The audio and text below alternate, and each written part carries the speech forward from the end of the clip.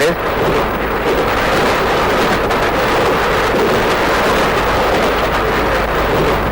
Ticket.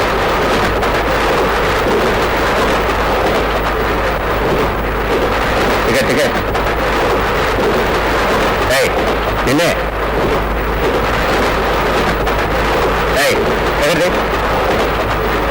Ticket లేదా? సర్లే ఓ party ఎవరో బేపు నా కొరక ఏమిట్రా చూపు డబ్బు తీయమంటే నీళ్ళు తాగట్రా బాబు గారు వెళ్తున్నావా?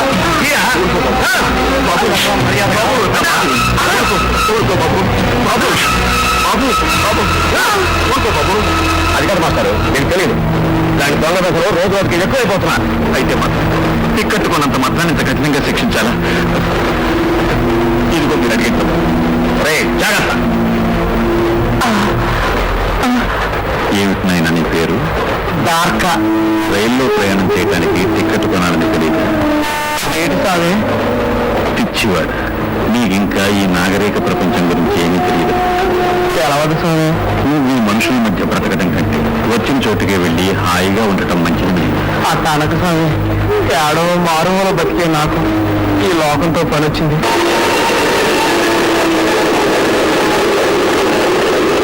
తమరు నాకు ఇక్కడ బతుకు గురించి నేర్పాల్సిన నేను మీ దగ్గర నుండి మీ సేవ చేసుకుంటూ మీ దగ్గర ఇద్దరు నేర్చుకుంటాను.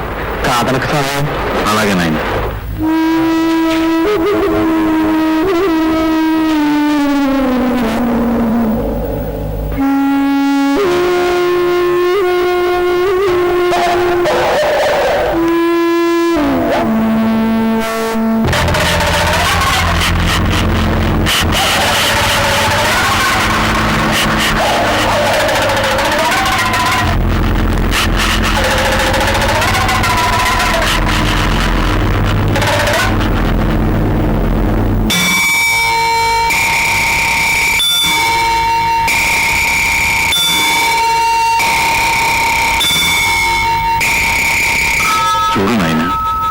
సమాజం అనేక రకాల లక్షణాలు కలిగిన అనేక మంది ప్రజలతో ఏర్పడింది.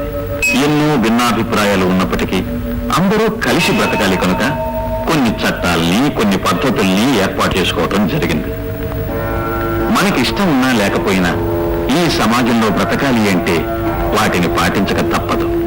అయ్యేటి సామే? ఉదాహరణకి అడవిలో బట్టలు లేకుండా తిరగటం నీకు ఇష్టం కావచ్చు, అది నీకు తప్పు కాకపోతే ఈ సమాజంలో అలా తిరగటానికి వీల్లేదు. అలా తిరిగిన మనిషి దండించబడతాడు, వెలివేయబడతాడు. అలాగైతే మన ఇష్ట ప్రకారం మనం అనుకోవడా సామే? ఉండకూడదు. ఈ సమాజానికి ఒక పద్ధతి అంటూ ఉంది. భాష, భావం, నడత తెలుసుకుంటేనే తప్ప నువ్వు అందరిలాగా అందరిలోనూ మసలటం కష్టం అవుతుంది. అది ఏంటో నీకు అర్థమయ్యేలా కొద్ది రోజుల్లో చెప్తాను. ఈ రోజుకి విశ్రాంతి తీసుకునైనా.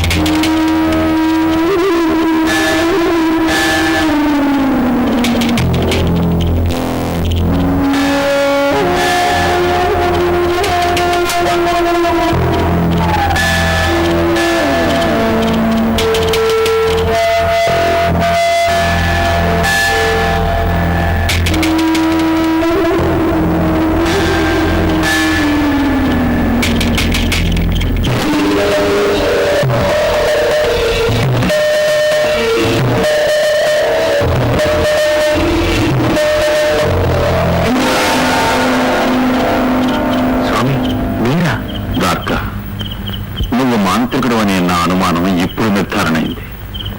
నువ్వు చేస్తున్న పని చేతపడి, అవునా? ఎవరి మీద చేస్తున్నావు? నా మీద? అదేం మాట స్వామి? ఈ లోకపు జీవితం గురించి, జీవనం గురించి చెప్పిన గురువులు నీ మీద ఎందుకు చేస్తాను? మరి ఎవరి మీద చేస్తున్నావు చేతపడి? ఆ రోజు రైలు ఉత్త పుణ్యానికి నన్ను కొట్టిన దుర్మార్గుడి మీద. చేతబడి చేసి మనుషుల్ని చంపగలిగినంత మాంత్రికుడివా నువ్వు? చేతబడి అనేది నాకు తెలిసిన విద్యల్లో చాలా చిన్నది స్వామి. క్షుద్ర విద్యలకి పరాకాష్ఠ అయిన కాశ్మీరాన్ని సైతం ప్రయోగించగలిగిన ఏకైక మాంత్రికుణ్ణి నేనే. అంతటి మహామాంత్రికుడివి నువ్వు బ్రతికే చోటు వదిలి ఈ సమాజంలో ఎందుకు ప్రయాణం చెయ్యాలనుకుంటున్నావు? అందుకు తగిన విధానాలు, పద్ధతులు నా దగ్గర ఎందుకు నేర్చుకోవలసి వచ్చింది? ఒక ప్రతీకారం నా లక్ష్యం. ముగ్గురిని అంతం చేయడమే నా గమ్యం. అందుకే నాకు తెలియని ఈ మానవారణ్యంలోకి అడుగుపెట్టాను. ఇక్కడ మసలుకునే మెళుకువలు నీ దగ్గర నేర్చుకున్నాను. నువ్వు నిజంగా అపరిమిత శక్తి సంపన్నుడివే. అతను ఒక అమాయకుడిని భావించి క్షమించలేవా?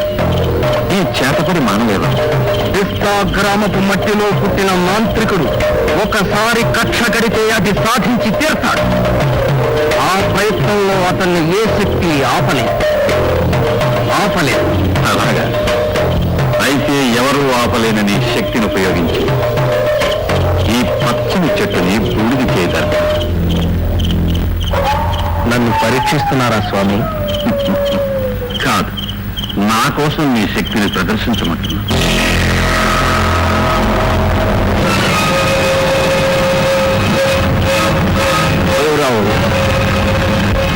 కాలవు, ఉత్తరవు, భైరవ.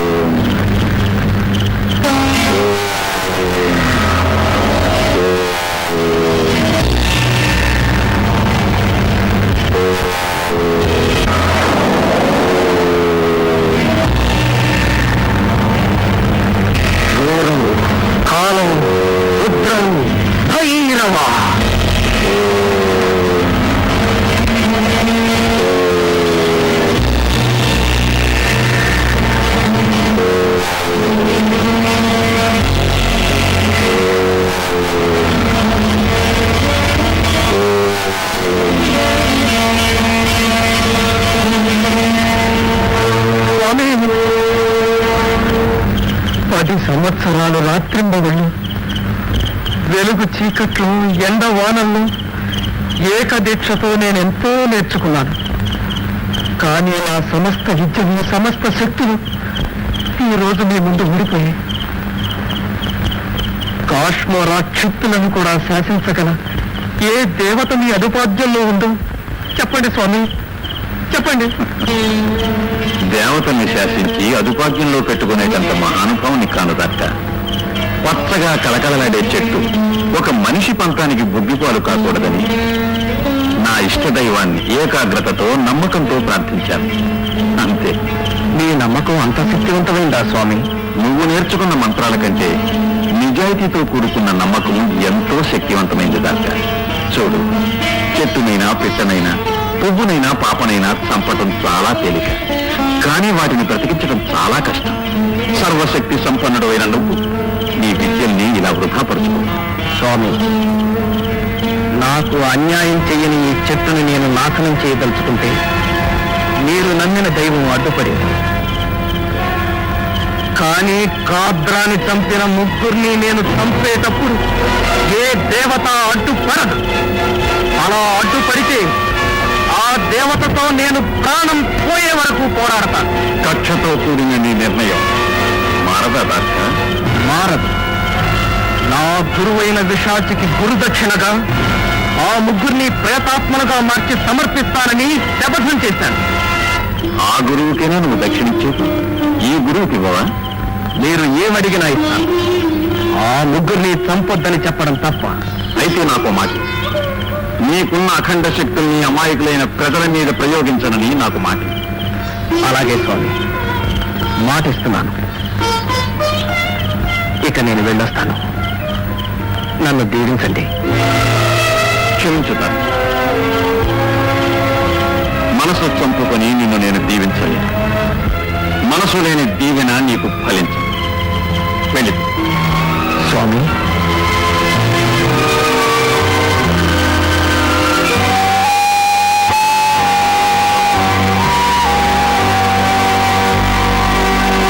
చాచి పక్క మీద సంకురాత్రి, మొగుడు పెళ్ళాలుగా మొదటి రాత్రి, పెదవులు అడిగిన రుచి రాత్రి, కౌగిలి అడిగిన కసి రాత్రి, కవ్విస్తున్నది చలి రాత్రి, కవ్విస్తున్నది చలి రాత్రి. సన్నజాజి పక్క మీద సంకురాత్రి.